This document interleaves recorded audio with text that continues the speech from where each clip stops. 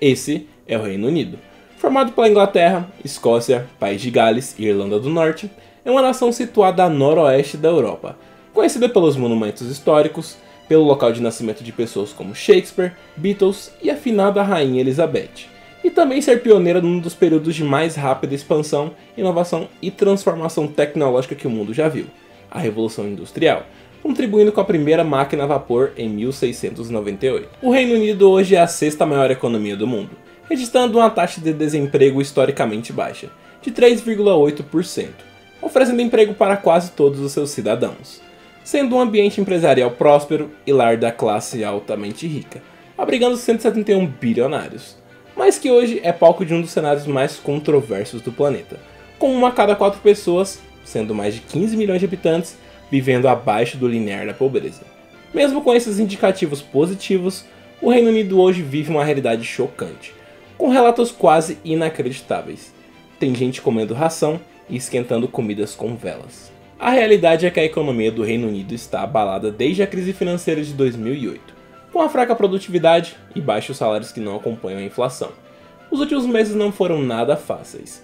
Os preços da energia estão subindo, a inflação nacional ultrapassou os 2 dígitos, cortes massivos em setores públicos básicos, pais deixando de fazer refeições para alimentar os seus filhos e milhares de pessoas dependendo de doações e itens básicos para sobreviver.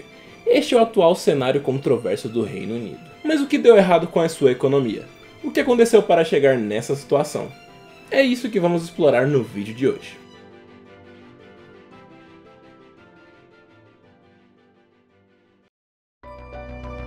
Há mais de um século, 1 em cada 5 pessoas no mundo estava sob o controle britânico. É isso mesmo. Durante seu auge, entre 1880 e 1930, o Império Britânico era gigantesco, dominando cerca de 20% da população global. Mas isso não significou que todo mundo estava bem de vida. Na verdade, os moradores da Inglaterra, Irlanda, Escócia e País de Gales tinham uma vida bem mais confortável em comparação às outras colônias. Quando o Império começou a declinar, após a Segunda Guerra Mundial, muitos pensavam que o padrão de vida do Reino Unido cairia junto. Mas o surpreendente é que aconteceu o contrário. Graças a um plano visionário de um economista e parlamentar William Beveridge, o Reino Unido pegou toda a sua riqueza e vantagens acumuladas e investiu pesado na sua própria população. Eles construíram um sistema que oferecia saúde e educação para todos, e ainda deu uma ajudinha extra para quem estava desempregado ou passando por dificuldades financeiras. Imagina só, eles chegaram a construir mais de 1 milhão de novas casas. Esse movimento foi tão transformador que foi chamado de o Estado de Bem-Estar Social. E deu certo, até em tempos difíceis, como 1996, quando cerca de 25% da população tinha uma renda relativamente baixa, o sistema estava lá para dar suporte. Mas como uma nação que investe na sua população chegou a esse ponto?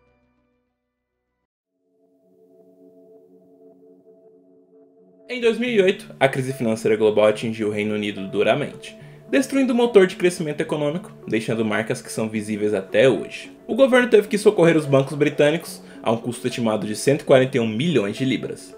Essa intervenção estatal sem precedentes foi feita para evitar um completo colapso no sistema bancário britânico. Com o medo pairando sobre o ar, o governo, preocupado com as dívidas crescentes, colocou o pé no freio, optando por cortar os gastos ao invés de investir em produtividade ou no estímulo ao consumo. Imagine por 6 anos os britânicos vendo seus salários se encolherem. E não estamos falando apenas de pequenas mudanças. Em 15 anos, os rendimentos das famílias praticamente congelaram.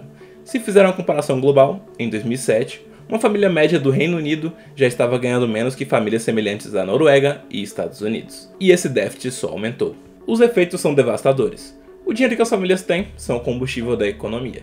Sem ele, fica tudo paralisado. A Resolution Foundation levantou uma pesquisa que mostra uma triste realidade. 11% dos britânicos, ou seja, cerca de 6 milhões de pessoas, passavam fome não por escolha, mas porque não tinham dinheiro suficiente para comprar comida. Mas por que isso vem acontecendo?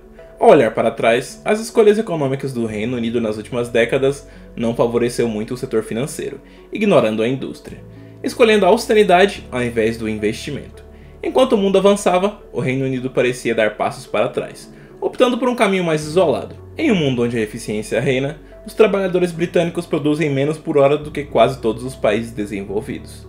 Mas por que isso acontece de fato?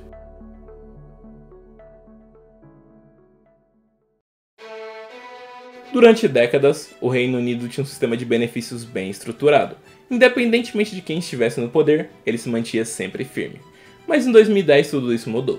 O governo liderado por conservadores iniciou medidas de austeridade para eliminar os déficits orçamentários, retirando 80 bilhões de libras dos gastos públicos. E adivinha só, cerca de 18 bilhões de libras eram destinadas a ajudar pessoas mais necessitadas. Serviços públicos foram abalados duramente, como a polícia, manutenção de estradas, bibliotecas, escolas, professores sobrecarregados. Imagina só, você pagar mais imposto e receber em troca menos. Essas mudanças, que já seriam difíceis de engolir, ficaram ainda pior com a saída do Reino Unido da União Europeia em 2020, conhecida como Brexit. Quase 2 meses depois, estourou a pandemia de coronavírus e mais tarde a guerra na Ucrânia. E quais foram os resultados disso? O custo de vida ficou alto demais. Pessoas, incluindo aquelas que tinham emprego, começaram a depender de doações. Durante a pandemia, o número de pessoas vivendo na pobreza no Reino Unido chegou a um recorde de 14,5 milhões de pessoas. Isso é quase 1 a cada 5 pessoas. Por quase 10 anos, os cortes orçamentários se tornaram um fantasma constante na vida das pessoas, principalmente nas mais vulneráveis. Um exemplo disso é o NHS, Serviço Nacional de Saúde, um orgulho nacional por ser público e gratuito. Mas justamente aquelas que mais precisavam dele tiveram suas chances reduzidas durante a pandemia. De acordo com o site Infobay, em regiões mais carentes, o risco de morrer por coronavírus era 2 vezes maior em relação às áreas mais ricas. Este gráfico, de acordo com o site Statista.com, revela uma verdade preocupante. Após a pandemia, um número alarmante de pessoas passou a depender de doações de alimentos. Podemos perceber que desde 2010, com os cortes dos benefícios sociais, essa fila só vem crescendo. O objetivo da austeridade era reduzir o déficit no Reino Unido, para dar confiança aos mercados, proporcionando assim um crescimento na economia. Embora essas medidas tenham algum tipo de impacto na redução do déficit, elas revelaram um crescimento limitado da nação. Podemos perceber que as medidas governamentais geraram problemas muito mais profundos. Mas como esses problemas estão afetando o Reino Unido atualmente? E melhor, como está a nação após ter saído da União Europeia?